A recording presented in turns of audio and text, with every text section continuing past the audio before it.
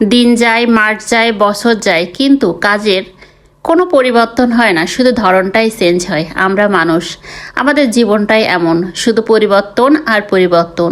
আমাদের মামাও কি কম পরিবর্তন হচ্ছে? তার পরিবর্তন হয়তো শেষই হচ্ছে না, তার সাথে আমরাও আছি। জানি না এরপরে আমাদের কপালে কি আছে। হাই এভরিওয়ান, আসসালামু আলাইকুম। কেমন আছেন সবাই?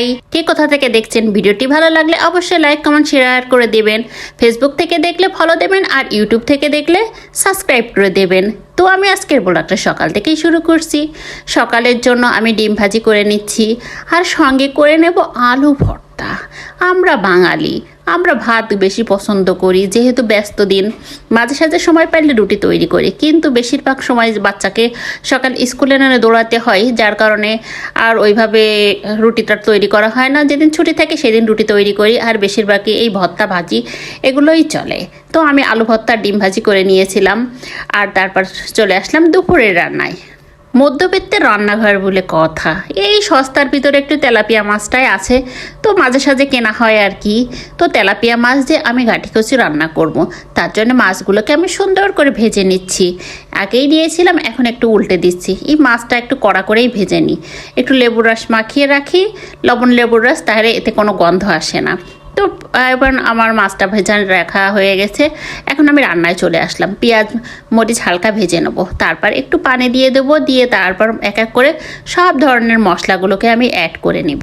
আমি কচুটা আগে থেকে সিদ্ধ করে রেখেছি, আর তারপর মশলাটা কষিয়ে সেই কচুগুলোকে দিয়ে দেব।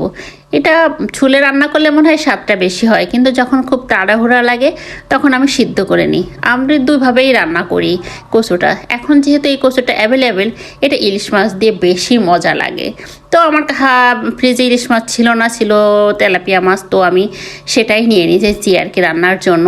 তো মশলার ভিতরে দিয়ে দিলাম, দিয়ে অল্প একটু পানি দিয়ে কষিয়ে নেব, যে আগেই সেদ্ধ করা, আর বেশি পানিও দিব না, অল্প পানি দিয়ে। আর এটা খুব কচু তো খুব দ্রুতই টেনে আসে ঝোলটা। কচু নামটা শুনলে অনেকে ভয় পায়, তবে তেমন কোনো সমস্যা না। অন্য কচুর থেকে এই কচুটা খাইতে ভালো আর লাগে আর কি।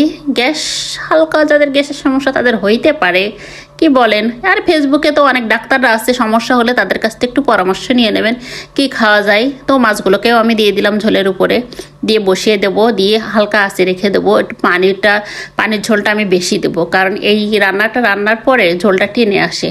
পানি বেশি দিলে আপনার ঠিক থাকে না, একেবারে আটা আটা ভাব একটা হয়ে যায়। তো এই পর্যায়ে আমি কিছু আস্ত কাঁচা মরিচ ছিটিয়ে দিচ্ছি, এতে ফ্লেভারটা ভালো আসবে। আগে মরিচ দিয়েছি, শুকনা মরিচের গুঁড়াও দিয়েছি, একটু লবঙ্গ দিয়েছি, গরম মশলার গুঁড়া দিয়েছি। যেহেতু এটা কচুর তরকারি, তো একটু ভালো করেই রান্না করতে হয়। তো দিয়ে আমি বেশ একটু নেড়ে চেড়ে আবার কিছুক্ষণের জন্য ঢাকা দিয়ে রেখে দেবো। তো ফাইনালি আমার রান্নাটা কমপ্লিট হয়ে গেছে। দেখতেই পারছেন, দেখাতেই অর্ধভোজন, কথাই তো আছে। তো দেখতে মাশাআল্লাহ অনেক সুন্দর লাগছে, খাইতেও অনেক ভালো লাগছিল। তো আপনাদের সাথে শেয়ার করলাম। আজ এই পর্যন্তই। আল্লাহ হাফিজ।